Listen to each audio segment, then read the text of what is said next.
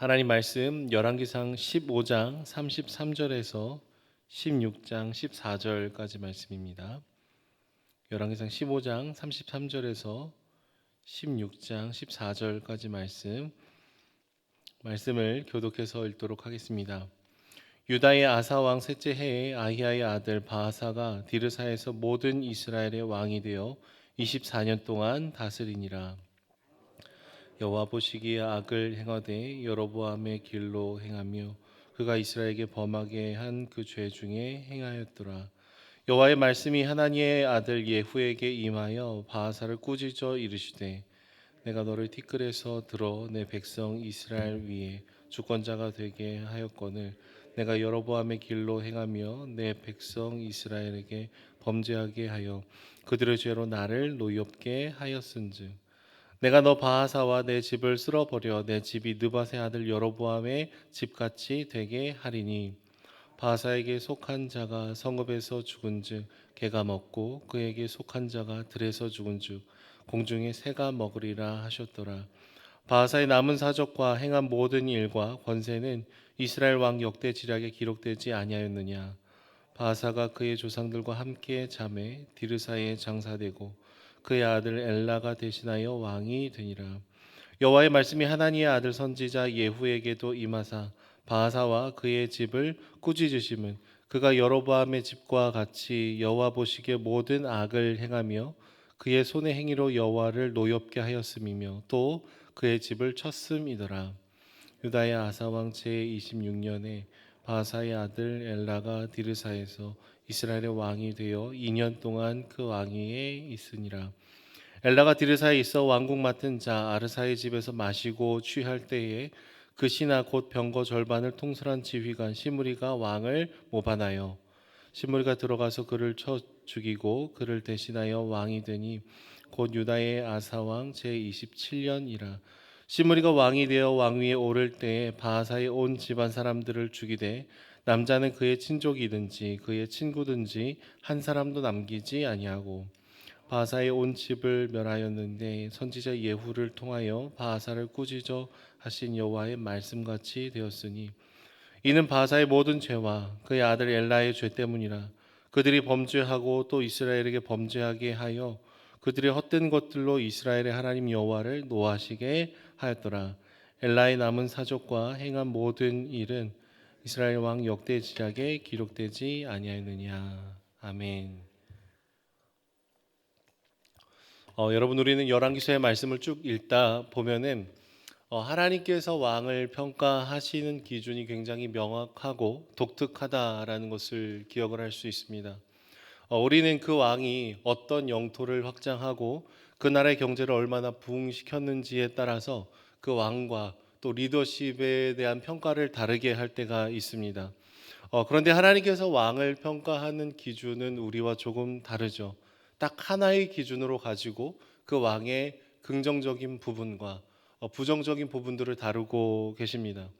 정말로 하나님을 경외하는 왕이었는지 아니면 하나님을 무시하고 스스로가 그 왕권을 확장하려고 했는지에 대한 문제를 주님께서 반드시 집중하고 계신 것이죠. 열왕기서에서는 끊임없이 이 왕이 다윗에게 약속해 주셨던 언약을 따라갔는지를 물어보고 있습니다. 아니면 자기 자신을 위해서 금송아지를 세웠던 여로보암의 길을 걸어갔는지를 언급을 하고 있는 것이죠.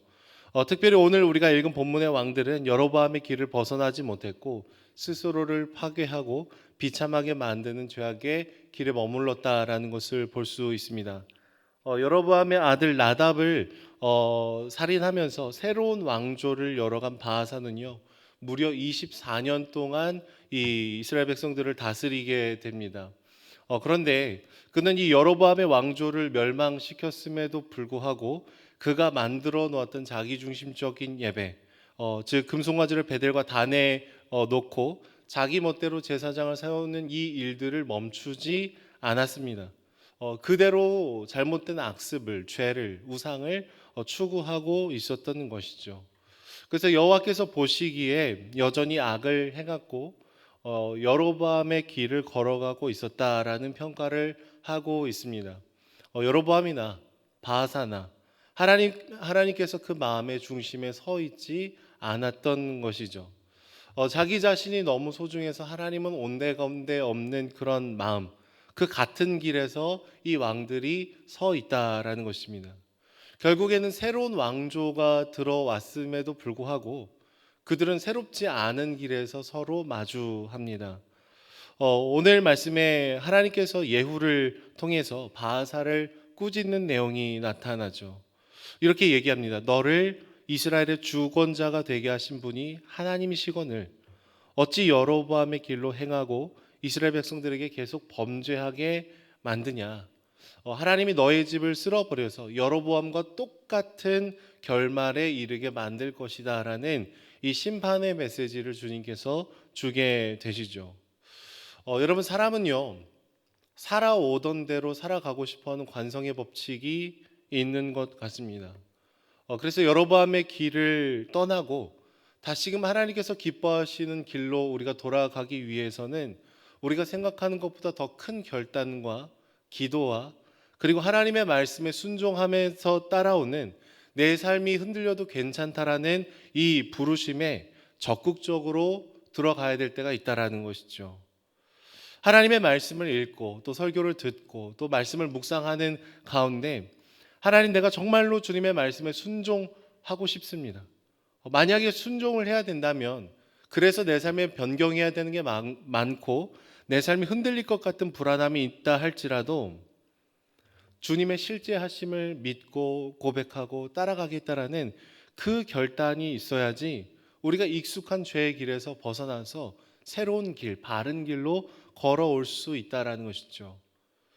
우리가 향유하고 있었던 불법으로 인한 유익들, 여러분 그것을 포기할 때 그것이 아깝다는 감정이 들게 되기 때문이죠. 그러나 하나님 말씀대로 사는 것이 가장 복되다, 가장 유익하다, 가장 나에게 풍성한 길이라는 것을 구체적으로 선포하고 고백하고 순종해야 되는 것입니다. 그런데 바하사는요 여로보암의 왕조를 심판하는 도구로 사용을 받긴 했지만 그 역시 왕이 되자 자기를 위한 이 금송아지의 길을 버릴 수가 없었습니다. 여전히 내가 왕이 되니까요 나 자신이 또 너무 소중해지는 거예요. 내 왕권을 지켜야 될 것 같고 내 자손에게 이 왕위를 물려줘야 될 것 같은 그런 강박에 휩싸이게 되는 것이죠. 결국 오늘 말씀 본문처럼 바하사의 아들 엘라는 여로보암의 아들 나답과 굉장히 비슷한 결말을 마주하게 됩니다. 쿠데타가 일어나서 시므리에 의해서 죽임을 당하게 되고 바하사 왕조 전체가 다시금 몰락하게 되는 결론에 이르게 되는 것이죠. 열왕기서는 계속해서 왕권이 바뀌든 왕조가 바뀌든 똑같은 죄를 짓고 똑같은 비참함에 자신의 인생을 머무르는 왕들을 얘기를 하고 있습니다. 이처럼 북이스라엘은요 끊임없이 서로가 서로를 죽이고 또 죽이는 일들이 반복이 되더라라고 얘기를 하는 것이죠. 그런데 반대로 바로 옆에서 도도한 발걸음을 걸어가고 있는 나라가 있는데 그것은 바로 남쪽에 있는 남유다입니다. 15장 33절, 16장 8절, 16장 10절, 16장 15절의 말씀, 끊임없이 북이스라엘의 왕들은 서로 죽임을 당하고 바뀌고 새로운 왕조가 막 들어서고 있는 모습을 보이는 반면 남유다는 아사 왕이 홀로 통치를 끊임없이 이어가고 있는 모습을 보여줍니다. 그러니까 한쪽에서는 계속 싸우고 죽이고 다투고 막 이러고 있는데요, 이쪽에서 굉장히 도도한 걸음을 걸어가는 모습을 하나님께서 대조시켜주고 계시더라라는 거예요. 물론 남유다의 아사 왕도요 완벽한 사람은 아니었을 수 있겠습니다. 그러나 하나님께서 보시기에 정말 중요한 것들을 놓치지 않았어요. 다윗과 같이 정직하게 행했던 사람이다라고 주님께서 평가해 주시죠. 여러분, 오늘을 살아가는 우리를 바라보실 때 하나님의 평가가 어떠할 것 같습니까? 우리가 막 완벽하게 주님을 기쁘시게 하지 못할 수도 있겠지만 순간순간 우리는 여로보암의 길을 걸어갈 때도 참 많은 것 같습니다. 중력이 우리 몸을 끊임없이 땅으로 끌어내리듯이 나라는 존재는 끊임없이 하나님의 존재를 지워버리고 내가 내 인생의 주인이 된 것처럼 그 반역을 일으키는 모습들이 많기 때문이죠. 우리가 하나님의 이름을 부르지 않는 것은 아니지만 하나님을 위한 하나님을 위한 나로 살기보다 나를 위해 하나님께서 움직여 주시기를 원할 때가 순간순간 더 많기 때문입니다. 여러분, 하나님을 위한 인생이 아니라 하나님께서 나를 위해서 움직여 주셨으면 좋겠다라는 그 방향성을 갖게 되면은요, 끊임없이 막연한 미래가 두려워지게 됩니다. 하나님을 배제한 안정감을 추구하려 듭니다. 그리고 그렇게 함께 치우쳐서 그리스도인임에도 불구하고 세상과 굉장히 비슷한 모습으로 살아가게 되는 것이죠. 그러나 자리 바꿈이 일어나면은요, 나를 위한 하나님이 아니라 하나님을 위한 내가 된다면 우리는 전혀 다른 삶의 길을 걸어갈 수 있다라는 것이죠. 여러분, 자신을 흩으시며 모든 것을 쏟으시며 우리를 향한 자신의 사랑을 확증하신 예수님을 깊이 묵상해 보십시오. 스스로를 위한 인생을 살아가는 것이 아니라 정말 하나님의 그 뜻을 위해서 살아갔던 예수님께서 우리에게 베풀어 주신 사랑을 묵상하고 기억하고 그분의 은혜에 우리가 감격할 때 우리는 여로보암의 길을 떠나 하나님만을 위한 삶, 하나님만을 예배하는 삶을 저희가 살아갈 수 있게 되는 것이죠. 하나님 중심적인 마음, 그 마음을 우리가 세워갈 수 있는 것입니다. 말씀을 맺도록 하겠습니다. 주 안에 사랑하는 여러분, 세상의 기준이 우리를 좌지우지하는 것이 아니라 세상의 평가가 우리를 결정짓는 것이 아니라 하나님의 기준이 우리를 결정짓는 줄로 믿습니다. 다른 사람이 나를 어떻게 볼지 그런 것을 신경 쓰는 것이 아니라 주님이 오늘 나를 보실 때 내 마음은 순전한지, 내 마음은 주님을 향하고 있는지, 내 마음에 정말로 주님께서 기뻐하시지 않는 것이 있더라면 내 삶이 흔들려도 그것을 이제는 내려놓고 주님만 사랑하기를 원하는지 우리 그 마음을 주님 앞에 고백하고 또 돌아보며 주님 한 분만을 경외하는 저와 여러분들이 되시기를 소망합니다. 그때에 가장 아름다운 길, 미련해 보이고 포기하는 것 같지만 그러나 생명을 꽃피우는 길을 그렇게 함께 걸어가는 저와 여러분들이 되시기를 축복합니다. 기도하겠습니다. 사랑의 주님, 주님 우리를 평가하실 때에, 주님 우리의 인생을 굽어 살펴주실 때에 하나님을 경외하는 인생으로 기억 남기를 주님 소망합니다.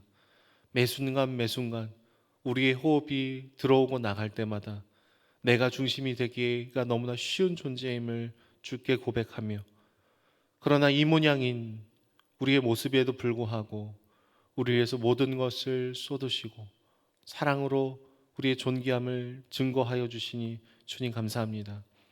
나를 위한 인생에서 하나님을 위한 인생으로 늘 자리바꿈을 할 수 있도록 붙들어 주시고 우리가 여로보암의 길을 매 순간 떠나서 다윗의 길을 걸어가는 저희들이 될 수 있도록 역사하여 주시옵소서. 이 새벽에 하나님의 깊은 임재로 찾아와 주시고 하나님의 그 능력으로 오늘도 새롭게 되는 저희들이 될 수 있도록 축복하여 주시옵소서. 감사드리며 예수님의 이름으로 기도드립니다. 아멘.